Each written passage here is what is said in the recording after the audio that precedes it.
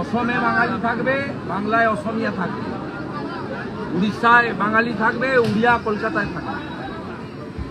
কেউ কোনোটা কারো এলাকা না, আমরা সবাই ভারতীয় এবং হিন্দুস্তানের অধিবাসী। এটা কেউ কারোর এলাকা না। জমিদারি প্রথা উঠে গেছে, এখন লোকতন্ত্র, গণতন্ত্র, রাজতন্ত্র নেই। দাদা, রাজ্যে 13 বছরে 164% ভোটার বৃদ্ধি পেয়েছে। রাজ্য বলছে কেউ বহিরাগত নেই, 164% ভোটার বাড়ে কি করে? অনেক আগে থেকে বলেছি, সবচেয়ে যেটা অ্যালার্মিং, ইলেকশন কমিশন ডিএমদের বলেছে, একজন যদি জন্মগ্রহণ করছে 2.5 জন ভোটার হচ্ছে। তার মানে 100 জন যদি জন্মগ্রহণ করে 250 জন ভোটার হচ্ছে। সে ভেরি অ্যালার্মিং। এবং এরা কারা? এরা হচ্ছে মৃত ভোট রয়ে যাচ্ছে, ডুপ্লিকেট, ট্রিপল, একটা বীজপুরে নাম আছে, একটা ভাটপাড়ায় নাম আছে, একটা বরানগরে নাম আছে, ট্রিপল এন্ট্রি ভোটার। এরা কারা? এরা রোহিঙ্গা এবং বাংলাদেশের মুসলমান।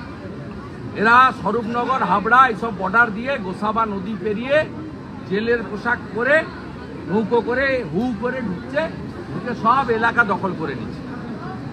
কাকিনাড়া অব্দি আসতে পারেনি, কিন্তু রাজারহাট নিউ টাউন অব্দি এসে গেছে। আর খানিকক্ষণ লাগবে আসতে, 20-25 কিলোমিটার। কেউ থাকবে না, রেলের জায়গা, ফ্যাক্টরির জায়গা, সব তো ফ্যাক্টরি বন্ধ হয়ে গেছে, জুট মিল বন্ধ হয়ে গেছে। 6888টা কারখানা মমতার পিরিয়ডে বন্ধ হয়েছে। ওই জায়গাগুলো এসে বসে যাবে। এমনি প্রমোটিং করছে এরা, সমস্ত কারখানার জায়গাগুলোকে প্রমোটিং করছে, বিক্রি করে দিচ্ছে, যাতে সেখানে হাই রাইজ বিল্ডিং উঠে, আর হাজার হাজার শ্রমিক বেকার হচ্ছে।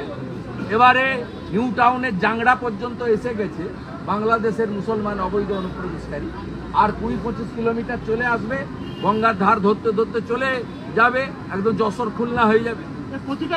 নদিয়া এবং মালা যদি আরেকবার আসে, পুরোটাই যশোর খুলনার মতো হয়ে যাবে। নদিয়া এবং মালদায় আজকে বেধড়ক মার খেল পুলিশ। যারা আপনার বিরুদ্ধে প্রতিবাদ জানিয়েছিল তাদেরকে দেখা গেল।